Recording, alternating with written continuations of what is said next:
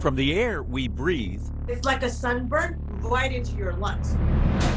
To the land we live on. All this was underwater.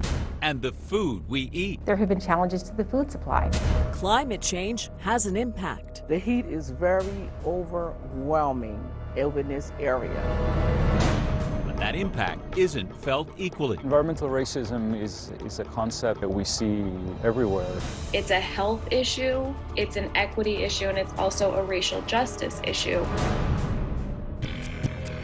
Race in Philly, Changing Climate, a partnership between NBC10, Telemundo 62, and the Philadelphia Tribune.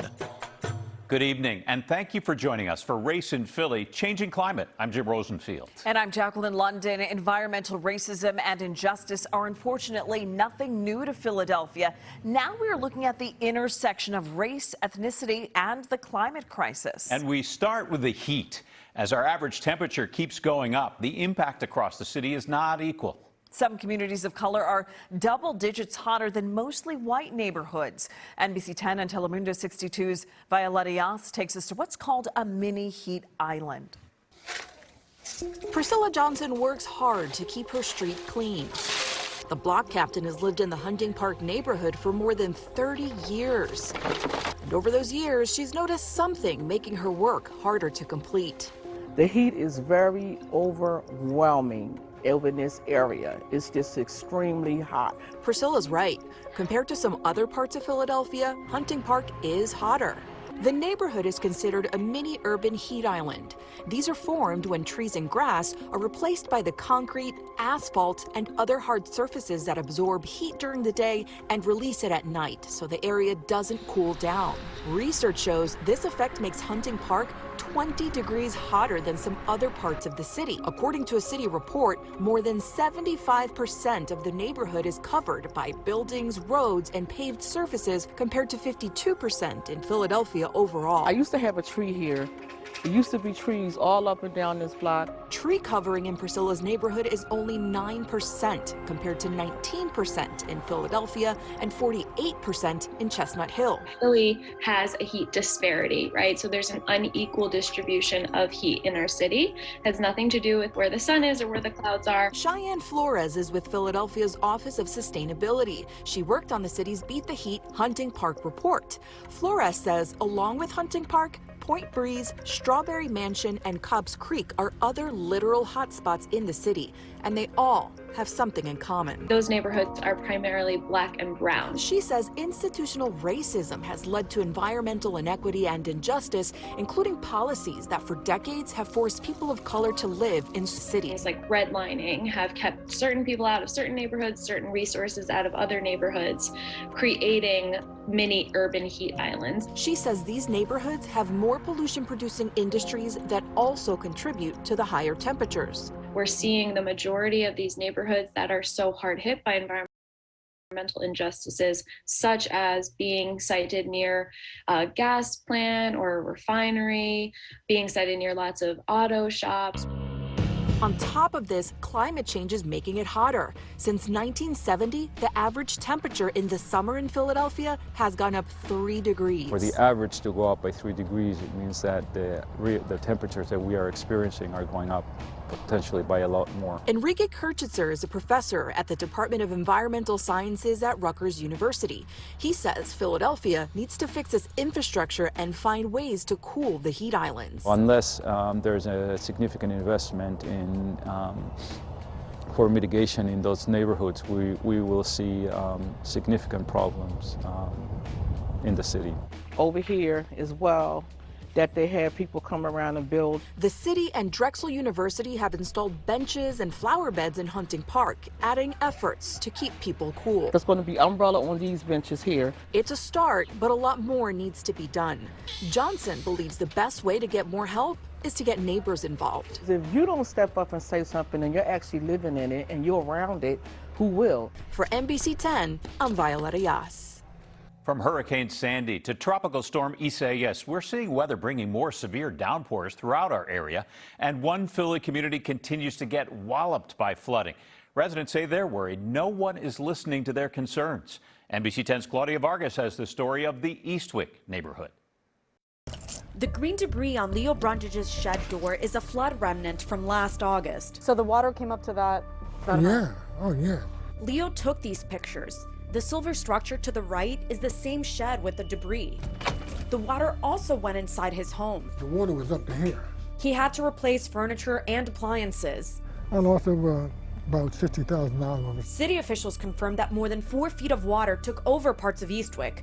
It's a southwest Philadelphia neighborhood built on marshland. It won't be the last time it sees so much rain and flooding, and it's not just an Eastwick problem. According to the nonprofit group Climate Central, Philly has a nearly 50% chance of getting 4-foot floods once a year until 2030. The likelihood increases the next decade. By 2050, it's almost guaranteed that such floods will happen annually. Scientists at Climate Central say it's a result of the planet getting hotter. A warmer atmosphere can hold more moisture, and that translates very directly into bigger downpours. Eastwick is surrounded by 2 creeks and the Schuylkill River, plus the Delaware River is close by. It's going to be harder for the water to get out of those creeks and rivers, so you're going to have more tendency for the water back up and have more flooding. So with bigger storms and water levels rising, parts of Eastwick are in trouble. The majority of residents who live there are Black middle class. Our structural racism plays itself out, in issues like this. You have upstream development that is largely white and wealthy, and downstream development. Michael NAIRN is an urban studies professor at Penn. He explains Eastwick is a downstream development. He and other experts say the overdevelopment upstream in the mostly white suburbs doesn't allow for some of the water to be absorbed naturally. And so it just shoots down here to Eastwick, eventually overflowing. During the August storm, Cobb's Creek grew 7 feet higher than usual up in the suburbs. By the time it neared Eastwick, it was 12 feet higher than usual.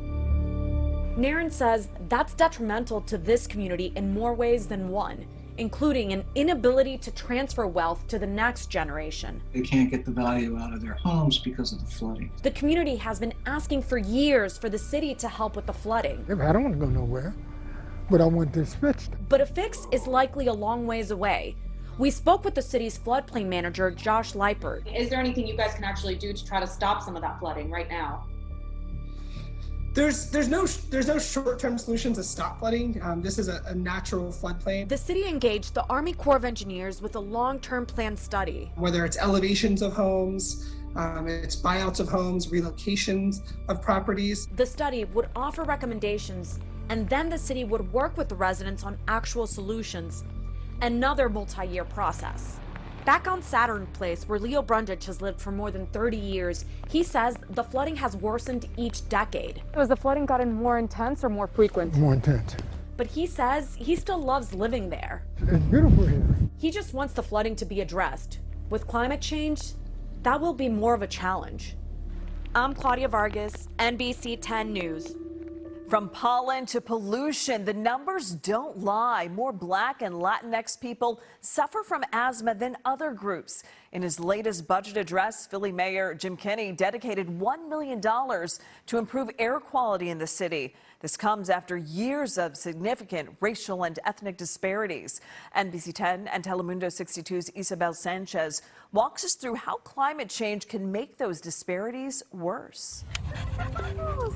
Jenny Lucerna lives for days like these, playing outdoors with her grandchild. But the outdoors can severely upset her asthma. Imagine not being able to breathe. That means Jenny always has her big bag close by. So this is what I have to carry. Inhaler, my allergy pills, my EpiPen. You never know what to expect. So I can have a day where I decide to take a walk at a trail, and let's say I didn't check the allergy forecast for that day, and then I all of a sudden start to get shortness of breath. Asthma is a chronic lung disease where airways get narrow and inflamed, making it very hard to breathe. Jenny is one of the more than 1.3 million Pennsylvanians suffering for the disease. The incidence of asthma in the general population varies based on race. My name is Gustavo Fernandez Romero. I am an assistant professor at Temple University Hospital. Dr. Romero points out Puerto Ricans and African Americans are particularly vulnerable to asthma. According to a study by the University of Pittsburgh, the rates for asthma for Puerto Ricans are 16%, 11% for African Americans, and 7.7% for whites. There's lack of access to care in the minority community, lack of access to a specialist, especially for kids and adults for asthma care, lack of education. Dr. Juanita Mora, allergist and immunologist at Chicago Allergy Center. Dr. Mora says the socioeconomic reality of these communities makes the asthma problem worse. They're more likely to live near the chemical plants, near where smog levels are really, really high. Smog, also called ozone, is a highly irritating gas. The American Lung Association gives Philly an F grade for its ground level ozone. So what is it about Philadelphia that makes it so bad? Well, there are about 7 million people who live in the metro area. So those folks, in the course of their daily lives, they make a lot of air pollution in their travel and in their industries. But Philadelphia also is downwind from other upwind sources. This is Kevin Stewart. I'm Director of Environmental Health with the American Lung Association. He says pollution traveling from Western PA and even not from Washington, D.C. impacts Philadelphia. Another major impact is climate change. Higher temperatures as a result of climate change help make more ozone in the atmosphere. Experts say the higher temps mean we're going to see more pollen because the growing season is getting longer.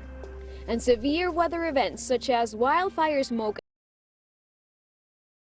and flooding won't help either. We know that underserved populations live in substandard housing sometimes, that where water invades and then mold can form. Mold also is a trigger for people with asthma. We lived near the L, so we had the L pass by every day. I mean, you have all the factories in that area, so you see the pollutants. Jenny grew up in the heart of the Puerto Rican barrio in North Philadelphia. There, her asthma was hard to control, forcing her to move to a section of the city that is more open and has less traffic. I definitely think it was a big impact on me getting better. I was wondering if Dr. Goldstein was available. She also makes regular doctor visits, getting allergy shots and using technology to prevent asthma attacks. There's a pollen app right here, so you just press it and it has your area. By managing her asthma, Jenny gets to spend more time outside with her grandkid. Everyone's asthma journey is different. Everyone has different types of asthma, but there's always help. There's not a cure, but there's help. I'm Isabel Sanchez, NBC10 News. Coming up on Race in Philly, Changing Climate, how communities that already lack access to fresh fruits and vegetables are strained as we see more severe weather events. And this. We're going to be removed out of somewhere we work hard for. Hundreds of thousands of people moving out of other Northeast cities because of rising sea levels may end up looking for homes in the Philly area. Residents worry about climate change gentrification. Race in Philly, Changing Climate, a partnership between NBC10, Telemundo 62, and the Philadelphia Tribune. Welcome back to Race in Philly, Changing Climate. As the Atlantic Ocean devours more shoreline thanks to climate change, experts predict 300,000 people could move inland, seeking refuge in the Philly area. The migration has some communities of color concerned. They're already feeling the encroachment of gentrification. NBC10 and Telemundo 62's Brian Mendoza now telling us what the influx of new residents could mean for those neighborhoods. Sites of new construction in Philadelphia are becoming a new norm, especially in areas of communities of color, leaving many concerned about their future. My biggest concern is that I will be taxed out too. And you will have to sell your home? And I will have to sell my home and maybe move somewhere else that I don't feel comfortable or safe. Homeowner Lisa Segura has lived in the Norris Square area for over 3 decades. Her community has seen gentrification over the recent years and their taxes increase. 2016 or 17, it's when it started going up to $400 and now it's to $700. And we're in 2021. Segura's fears of gentrification may be compounded by climate change. Research shows Americans who reside along the coastal areas looking to avoid sea level rise will move inland to cities like Philadelphia. Philly, so the whole metropolitan area, could see an increase of about 300,000 people moving into it by the end of the century because of climate change, because of sea level rise. Matt Hauer is a professor at Florida State University. Hauer says people from Boston, New York, and D.C. could head this way, but he also says about 160,000 people will move out of Philly, leaving the net change of around 140,000 people. But it's who may be coming and going that's raising concerns about affordable housing. Those who are most likely to move are those with the means to be able to move. If that is the case, either populations are going to be completely displaced, or we need to have an active planning process to make sure that the city is developed in a way that is equitable. Michelle Carrera is the executive director of Norris Square Community Alliance. It's a community development corporation with a mission to improve the neighborhood. She says the area has caught the attention of new home developers. We have seen a big change, especially in our communities of color. Carrera says many neighbors bought their homes years ago for around $30,000 or less. The average new home price is now between $300,000 to $400,000. Longtime Norris Square residents are priced out of buying the new properties. The median household income is $37,000. Carrera is concerned climate change could widen Philly's equity gap. Originally, you could see a lot of Latinos living in the area of Northern Liberties. We are already being gentrified from that area or the area of Fishtown. She hopes local government has a plan. This is an area, climate migration, that is generally understudied in long-term planning. There's a lot of uncertainty out there in the planning process. And so that's part of what we're trying to address more and more so. Brett Fusco is with the Delaware Valley Regional Planning Commission. He believes the area can absorb the numbers in Hauer's report, but says the agency hasn't fully looked into the issue. However, he does recognize a potential problem. There would definitely be localized hotspots where there may be some bigger impacts and implications as a result of climate change, as a result of increased migration into the region. And whether the issue is climate change or gentrification, he says the DVRPC wants to keep people in their homes. We want to do more to make sure that people are able to stay in the communities that that they're from, that they want to continue to live in, and that they're not being forcibly displaced. I know too many people. Back in Norris Square, Lisa Segura still worries about saving her home and the neighborhood. What about the people that's here now? People that have stabilized, cleaned this area, fixed it up, and want to be a part of it. We're going to be removed out of somewhere we work hard for. Brian Mendoza, NBC10 News. Next on Race in Philly, Changing Climate. Among the challenges of food supply is what's happening with weather across the world. How climate change affects food insecurity and what we all can do to help slow the process. Race in Philly, Changing Climate, a partnership between NBC10, Telemundo 62, and the Philadelphia Tribune. Welcome back to Race in Philly, Changing Climate. The climate crisis could change the way we eat, and that's especially true for some communities of color where a lack of access to fresh fruits and vegetables already exists. But NBC10 and Telemundo 62's Jaima Crespo met people using their urban environment to help feed the neighborhood and fight climate change. The only way something with the empty lots was to start gardens. For over 30 years, Iris Brown has been a staple in the Norris Square neighborhood in West Kensington. In the 80s, she co-founded Las Parcelas, which means the parcels. That led to a series of urban gardens around her neighborhood. She did it because she saw an unfulfilled need, one Iris is still working to fix. Do you see that in this community, food insecurity and people who need to perhaps have access to fruits and vegetables? Of course, because we all know that in the poor communities, it's more diabetes, it's more heart conditions, and it's because of that. We need to be in a garden, we need to grow our own vegetables. The city of Philadelphia says just over 16% of residents go to bed hungry or face food insecurity. That number is most likely even higher because of the pandemic. Many of those impacted, unable to get access to or afford fresh food, are people of color. This is purple cabbage from last year. Iris is being proactive, growing vegetables and spices from her native Puerto Rico and incorporates African plants where her ancestors came from. But she's also keeping an eye on the future and in her own way is fighting against climate change.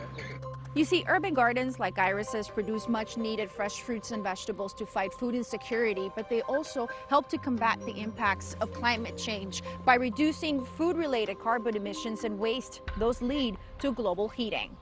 A lot of people think about transportation and think about electricity generation, but the reality is there's also a significant contribution of methane from organic waste, food wastes in our food supply. Patrick McDonald is the Secretary of Pennsylvania's Department of Environmental Protection. He says a quarter of the waste found in landfills is organic food waste.